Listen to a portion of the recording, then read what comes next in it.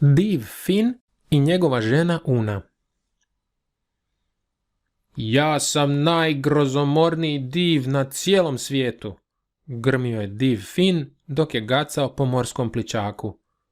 Jednom je nogom preskakao travnate otoke, a drugom pljuskao po leđima jata kitova. Ja sam najkrupniji, najpametniji, najsnažniji, najodvažniji. Ja sam divni div. Govorio je i gladio se po trbuhu. A imam i čarobni palac, nastavljao se hvaliti. Trebam ga samo staviti u usta i odmah znam što će se dogoditi. Istina je bila da je div Fin rado cuclao palac i rado je drijemao na suncu. Jednoga se jutra Fin baš divno odmarao na mekom šumskom obronku i cuclao palac, kad li pokraj njega projuri uplašeno krdo srna i jelena. Uzbuna, uzbuna, vikala je predvodnica. Golemi far Rua krenuo je Fina sastaviti s crnom zemljicom, toliko su mu dosadila Finova hvastanja. Uzbuna, borba divova, sklanjaj se s puta, stiže far Rua. Tako mi svih nepojedenih lubenica, pomisli Fin. Izgleda da me far Rua izaziva na megdan. Onda još malo ostane ležati da o svemu dobro razmisli. Na kraju se uspravi s čvrstom odlukom da ode pitati za savjet svoju ženu Unu. Una je inače bila poznata po velikoj mudrosti. Navodno su joj bake bile divovile. Tko zna, možda mu i sad pomogne. Uglavnom, kad je Fin došao do kuće, našao je Unu u dvorištu kako savija najviše jablanove i od njihovih debala izrađuje gusto pletenu košaru. Cmoknuo ju je tako glasno da se čak i far Rua, čiji su koraci izazivali potrese, začuđeno osvrnuo oko sebe, pomislivši da su mu popucale hlače. Nemamo vremena, odmah je priznao Fin. Stiže far Rua i želi se boriti sa mnom. Što da radimo? Una se na trenutak zamisli, a onda uzme Fina u naručje, unese ga u kuću i udobno smjesti u košaru koju je upravo isplala. Pokrije ga do usta dekicom kao da je malena beba. Na glavu mu natakne svoju staru bluzu s volančićem, a u usta mu smjesti stari stolčić s naslonom, baš onaj koji je izdaleka jako nalikovao na Dudu.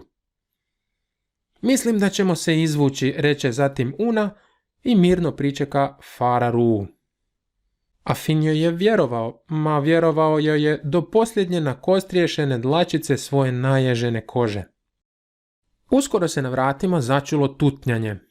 Tražim Fina! Hej Fin, izađi i bori se! Ojoj, reče Una jako žalosnim glasom. Ako si ti far Rua, Fin te je upravo otišao potražiti. Vjerojatno ste se mimoišli. I dok je gost sa zanimanjem promatrao kako iz kuće izlazi najkrupnija i najviša žena koju je ikad vidio, Una je dodala: kakva šteta što je upravo sad otišao, ne samo zbog tebe, nego i zbog mene. Osjećaš kako jako puše sjeverni vjetar, zebu me sve kosti, trebalo bi mi kućicu okrenuti malo bolje.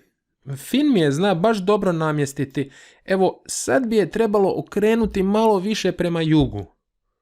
I u to Una pogleda fara Ruu tako molećivim pogledom da on odmah upre svu svoju snagu, tako da su mu zamalo žile iz ruku iskočile, pa okrene njezinu kuću prema jugu. Puno bolje, osmijehne se Una. Ako želiš, možeš Fina pričekati unutra. Far Rua nije imao ništa protiv. Jako se zajapurio od tog okretanja kuće, dobro bi mu došlo da malo predahne. Ušao je i sjeo za stol. Una mu je donijela vrč pun pjenušavoga hladnog soka. I dok je far Rua požudno ispijao svježi voćni napitak, na trenutak mu pogled zapne za bebu u košari. Je li to Finovo dijete? Zagrcne se far Rua. Nikad nisam vidio tako golemu bebu. Da, potvrdi Una, ali tata je i dalje jači. Tata može iz stijena cijediti vodu, a beba zasad samo mrvi kamenje. A što jede beba? Upita Far Rua. Jako malo, ima samo 2 zuba, odgovori Una. Evo, ostalo joj je malo kašice, možeš je kušati, još je topla. I Una zagrabi ječmenu kašu što je stajala na štednjaku, ali u zdjelicu kriomice ubaci i 2 šake kamenčiće s prozora. Far Rua pristojno stavi žlicu kaše u usta, a onda strašno jaukne jer mu je upravo puknuo zub. Kad ovo malo dijete ima tako snažne zube da njima može jesti ovu kašu, kakav li je tek tata? Zaključio je prestravljeno. Hvala puno na soku i kašici, procijedi Far Rua. Jako mu se žurilo. Morao je hitno nešto obaviti na drugom kraju svijeta. Tako je brzo nestao da mu Una nije stigla spakirati ni sendvič za put. Kad je već dovoljno odmaknuo da malo dođe k sebi, Far Rua se okrene i dobaci Uni. Samo ti reci Finu da sam se predomislio o borbi. Kakva borba? Možemo nas dvojica živjeti na svijetu i kao složni susjedi. Jako ga puno pozdravi. I div odjuri. A mali Fin ispruži ruku i povuče Unu k sebi. Košara samo što nije puknula pod njihovim teretom, ali ipak je bila dovoljno čvrsta da se divovi dosita nasmiju plašljivom Faru Ruji. Moj čarobni palac kaže da smo ga pobjedili, zaključi Fin. A moja čarobna glava kaže da bi malo odspavala na tvom čarobnom ramenu, složi se Una.